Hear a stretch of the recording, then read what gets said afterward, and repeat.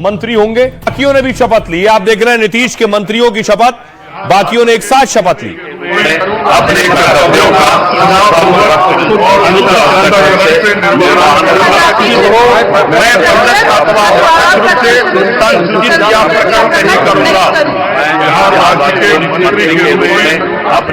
देखिए जरा नीतीश के 26 चेहरे कौन से हैं वो।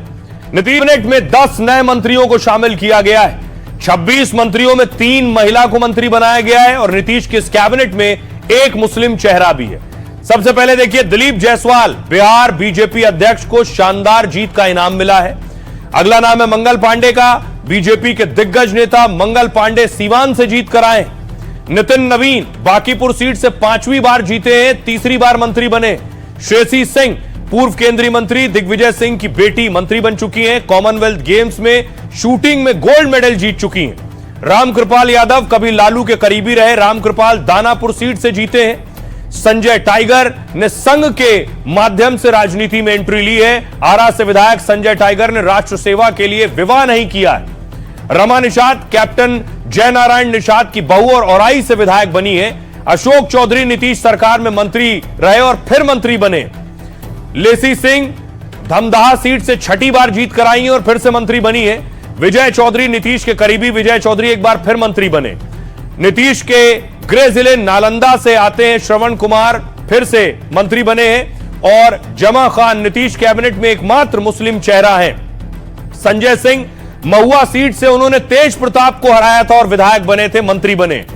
संतोष कुमार सुमन जीतन राम मांझी के बेटे संतोष सुमन फिर से मंत्री बने हैं। दीपक प्रकाश आरएलएम अध्यक्ष उपेंद्र कुशवाहा के बेटे हैं दीपक प्रकाश, वो भी मंत्री बने।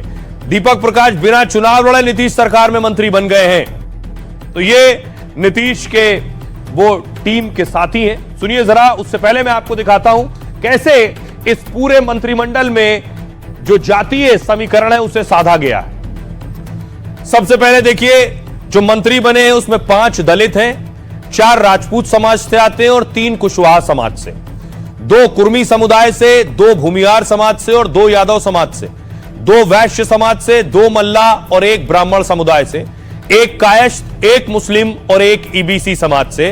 तो सबको साधने की कोशिश हुई है मंत्रियों को जगह देकर मंत्रिमंडल में। सुनिए जरा मंत्री क्या कह रहे हैं। तो दिया है, हम उस दायित्व का पालन करेंगे।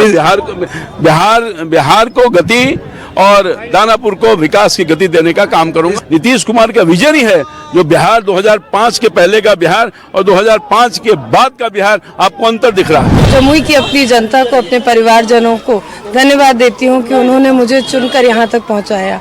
आगे मेरे शीर्ष नेतृत्व ने मुझ पर भरोसा जताया और मुझे इतने बड़े पद पर लाकर आज शपथ दिलाया। आज जमुई से बढ़कर पूरे बिहार का दायित्व मिला है। निश्चित रूप से अपने माता पिता के संस्कारों को आगे बढ़ाकर, अपने पार्टी के जो संस्कार है, जो विचारधारा है, उनको साथ लेकर बिहार के विकसित बनाने के लिए संकल्पित होकर काम करूंगी। माननीय मुख्यमंत्री जी, हमारे नेता ने महिलाओं के लिए बहुत सारा काम किए हैं और महिला मंत्री के रूप में मैं पार्टी से एकमात्र मंत्री हूँ, तो मुझे गर्व हो रहा है कि महिलाओं का नेतृत्व कर रही हूँ। बिहार की जनता के प्रति आभार प्रकट करते हैं और नीतीश कुमार जी और एनडीए के सभी नेता के प्रति आभार प्रकट करते हैं। बिहार के नेता नीतीश कुमार जी का जो मॉडल है उसको बिहार के लोगों ने पसंद किया, बिहार के लोगों ने गले लगाया और इसको आगे बढ़ाने की दिशा में हम लोग काम करेंगे। सबके स्नेह से फिर से एक बार काम करने का अवसर मिला और काम कर रहा हूँ, करूंगा। देखिए मुझे क्या काम मिलता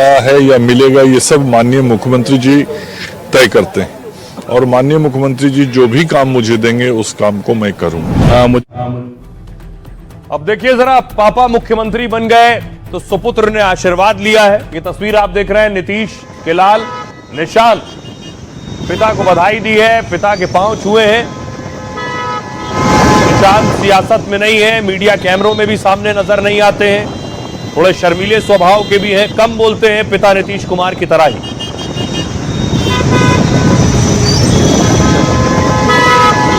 लेकिन बेटे निशांत पिता नीतीश को क्या सलाह दे रहे हैं वो देखिए जरा। 10वीं बार शपथ पर नीतीश को बेटे निशांत ने बधाई दी। निशांत कुमार ने कहा, जनता और एनडीए की बधाई, हमने पहले भी वादे पूरे किए हैं, नीतीश कुमार आगे भी वादे पूरे करेंगे। निशांत कुमार नीतीश के इकलौते बेटे हैं। निशांत का जन्म 20 जुलाई 1975 को हुआ। निशांत ने अपनी शुरुआती पढ़ाई लिखाई सेंट कैरन स्कूल पटना से की है। Manav Bharati India international school Mussoorie से आगे की पढ़ाई लिखाई की। निशांत अपने आप को राजनीति से पूरी तरह से दूर रखते हैं। 2017 में कहा था राजनीति में आने का उनका सपना नहीं है, वो आध्यात्मिक रास्ते पर जाना पसंद करते हैं। राजनीति में आना ना ही मेरी रुचि है, उन्होंने कहा, ना राजनीति का ज्ञान है मुझे। रिपोर्ट के मुताबिक निशांत कुमार की नेटवर्थ 3 करोड़ 61 लाख रुपए है। यह सब उनकी मां के निधन के बाद उनके नाम आई है। 2007 में नीतीश की पत्नी मंजू सिन्हा का निधन हो गया था। आइए अब आपको सुनवाता हूं, सुनिए जरा चीफ मिनिस्टर नीतीश कुमार के बेटे निशांत क्या कह रहे हैं। कितनी बड़ी जीत की उम्मीद थी आपको? नहीं थी जीत की उम्मीद थी होगी, लेकिन ये कुछ जनता ने ज्यादा विश्वास किया हम पर, उनका आशीर्वाद। हमने जो किया 20 साल में जनता ने उसका फल दिया। आखिर पिछली बार हम लोग 43 पे आ गए थे तो थोड़ा सा कम विश्वास किया, फिर भी पिताजी अच्छे रहे, काम जारी रखा, तो फिर से उन्होंने पुनः विश्वास प्राप्त किया जनता का। तो जनता को बहुत बहुत बधाई देता हूँ, धन्यवाद देता हूँ। अब देखिए जरा शपथ के मंच पर माहौल क्या था जब बहुत से सीएम एक साथ एक मंच पर मौजूद थे। ये तस्वीर आप देख रहे हैं, देवेंद्र फडणवीस, भूपेंद्र भाई पटेल, अमित शाह, चंद्रबाबू नायडू, भजन लाल, मुख्यमंत्री देवेंद्र फडणवीस, कुमार शिंदे बैठे हैं, कुशवाहा, जीतन राम मांझी, नायब सिंह सैनी, जेपी नड्डा। सभी का अभिनंदन। बिल्कुल सलीशी और हम जिस तरह। और एक और तस्वीर आपको दिखाऊं, शपथ के बाद चिराग पासवान ने पिता को श्रद्धांजलि दी, पूजा की।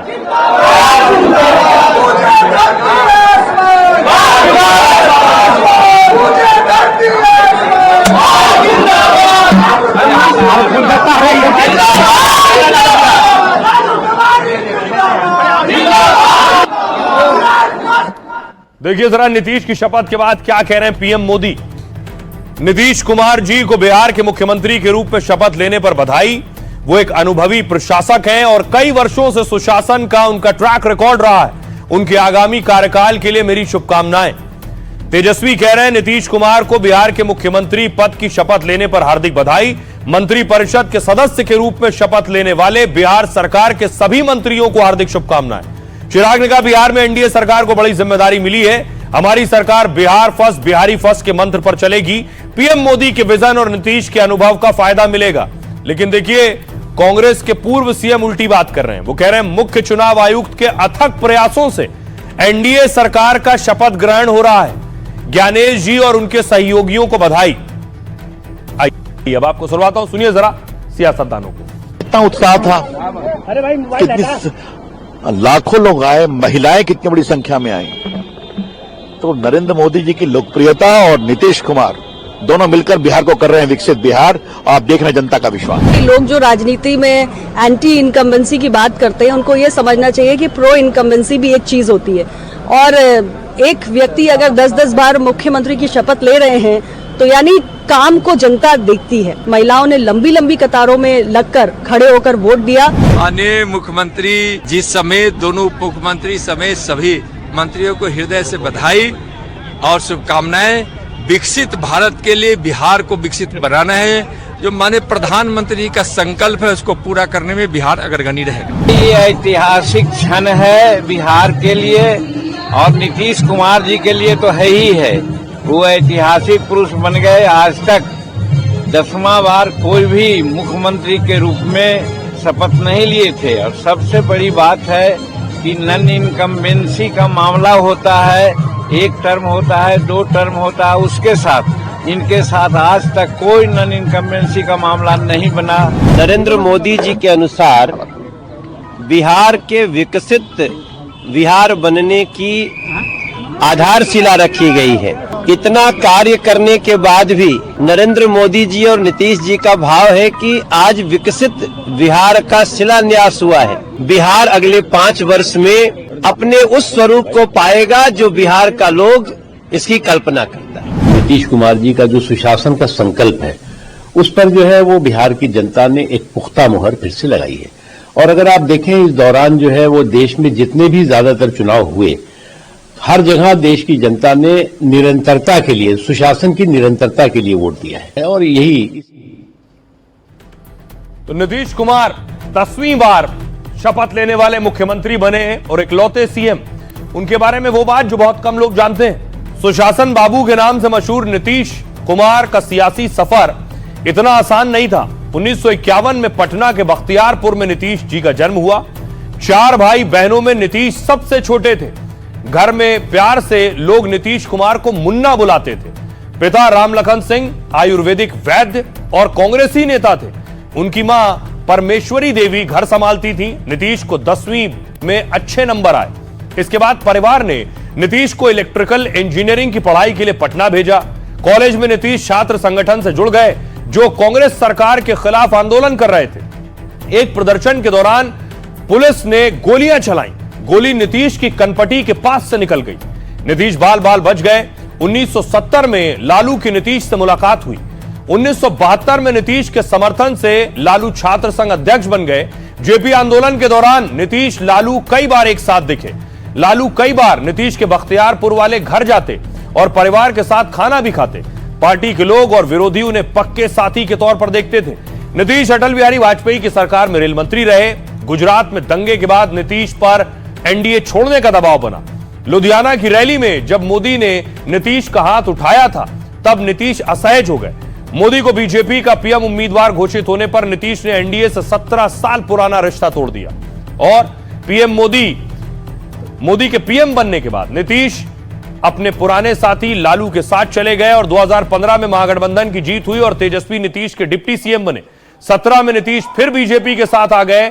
इसके बाद 2020 में आरजेडी से मिल गए, लेकिन अब आरजेडी के साथ नहीं जाने को लेकर कई बार सार्वजनिक रूप से वो कह चुके हैं। आइए अब आपको सुनवाता हूं।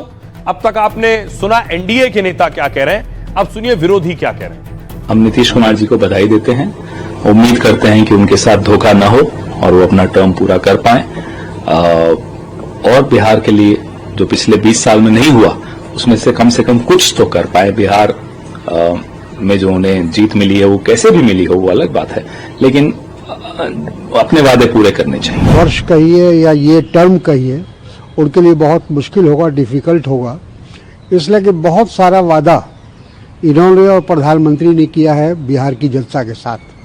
बहुत सारे सपने दिखाए गए हैं और उसी के आधार पर लोगों ने उनको फिर एक बार मौका दिया है, तो उसको पूरा कर पाएंगे इस पे सभी लोगों को शक है, शुबा है। जो वादा किया था जनता के साथ उसे पूरा करे, बिहार की तरक्की हो ये हम चाहते हैं। हम एक जिम्मेवार विपक्ष की भूमिका अदा करेंगे। और आइए अब आखिर में आपको बताता हूं कि नीतीश कुमार ने आखिर बिहार के लिए किया क्या है इन कुछ सालों में और क्यों नीतीश कुमार की फैन फॉलोइंग इतनी है। 2005 में सत्ता संभालते ही नीतीश का फोकस था कानून व्यवस्था पर। नीतीश ने बिहार में फास्ट ट्रैक कोर्ट शुरू करवाए। पहले 2 साल में 27,000 अपराधियों को सजा हुई। स्कूल बीच में छोड़ देने वालों की संख्या पहले 25 लाख हुआ करती थी। नीतीश के कार्यकाल में यह 2.5 लाख रह गई है। 2010-11 तक बिहार की विकास दर 15% के करीब पहुंची। नीतीश ने महिलाओं की ताकत को पहले ही पहचान लिया था। 2006 में स्कूल जाने वाली लड़कियों को फ्री साइकिलें बांटी और अब ये लड़की वोटर बन चुकी हैं जिन्हें फ्री साइकिल मिली थी। नीतीश ने महिलाओं को पंचायतों में 50% आरक्षण दिया। सरकारी नौकरी में 35% आरक्षण का ऐलान किया और शराबबंदी से भी नीतीश ने महिला वोटर को साधा है। नीतीश राज में बिहार में सड़कों और बिजली की व्यवस्था बेहतर हुई है। लालू जहां जंगल राज पर घेरे जाते हैं, वहीं नीतीश की पहचान सुशासन बाबू की है। 2025 में पलायन, बेरोजगारी जैसे मुद्दे विपक्ष ने उठाए, लेकिन नीतीश का चेहरा विपक्ष के सारे मुद्दों पर भारी पड़ा। सुनिए जरा क्या कह रहे हैं सियासतदान। तरह से कहें कि जनता का ने जितना मत दिया है जिम्मेदारी भी उसी तरह से। बिहार की जनता ने नरेंद्र मोदी जी और नीतीश कुमार के ऊपर भरोसा किया है। यहाँ अब विकास की झड़ी लगेगी और बिहार की जीत हमारी है। अगली बारी बंगाल की है। बड़ी जीत है ये एनडीए के लिए। प्रधानमंत्री जी, मुख्यमंत्री नीतीश कुमार जी, पूरे एनडीए के घटक दलों की जिस तरीके से बिहार की जनता ने विश्वास जताया है। मैं मानता हूं कि आज से बिहार का एक स्वर्णिम काल शुरू होने जा रहा है। आज मेरे नेता, मेरे पिता आदरणीय रामविलास पासवान जी जहां कहीं भी होंगे, पार्टी को मिली इतनी बड़ी जीत को देखकर जरूर खुश होंगे और आशीर्वाद दे रहे होंगे। हमें प्रसन्नता है कि हम इस ऐतिहासिक घटनाक्रम के प्रत्यक्षदर्शी हैं और जो जो संकल्प पत्र में वायदे और दावे किए गए हैं